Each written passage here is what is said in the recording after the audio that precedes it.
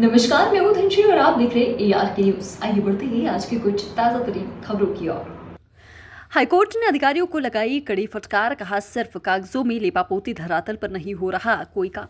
Madhya Pradesh high court के Gwalior bench में स्वर्णरेखा नदी पुनरुद्धार सौंदर्यीकरण मामले में सुनवाई हुई। हाईकोर्ट में सुनवाई के दौरान नगर निगम कमिश्नर, स्मार्ट सिटी CEO सहित कंसल्टेंट कंपनी को कोर्ट ने कड़ी फटकार लगाई। बीती सुनवाई में हाईकोर्ट के दिए निर्देशों और मांगों की जानकारी पर काम न होने से कोर्ट ने यह नाराजगी जताई है और कहा कि स्वर्णरेखा नदी, सीवरेज सिस्टम और शहर के गार्बेज को लेकर कोई भी काम धरातल पर नहीं हो रहा, सिर्फ कागजों में लिपापोती की जा रही है। लेकिन अब कोर्ट इस कंफ्यूजन को बिल्कुल भी बर्दाश्त नहीं करेगा।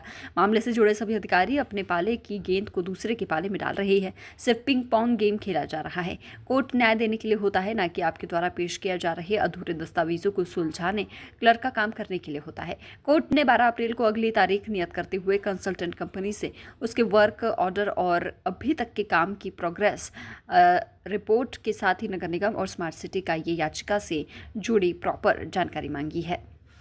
सीवर लाइन जो ग्वालियर में डाली जा रही है उसकी उस कंपनी के जो रिप्रेजेंटेटिव जहाँ उपस्थित हुए, उस रिप्रेजेंटेटिव से जब पूछा कि आपका वर्क ऑर्डर कहाँ है, आपने कितना काम किया है सर्वे का, आप बताइए, तो वो दोनों ही कागज़ देने में असमर्थ हुए। जब उनको फटकार लगाने का काम किया और कहा कि आप दिल्ली वाले तो ऐसे ही काम करते हो, आपको कुछ लेना देना नहीं है, आप अपना काम दिखाओगे और पेमेंट लेके चले जाओगे। उसके बाद न्यायालय ने निगम कमिश्नर से बात करते हुए कहा कि स्टेट की सीवर लाइन जो है, असल में सीवर लाइन का जो पूरा मसला है वो ट्रंक लाइन नदी के बीच में जाती है और वो शहर की पूरी सीवर को लेते हुए जाती है, इसलिए इसमें सीवर का मसला जोड़ा गया है।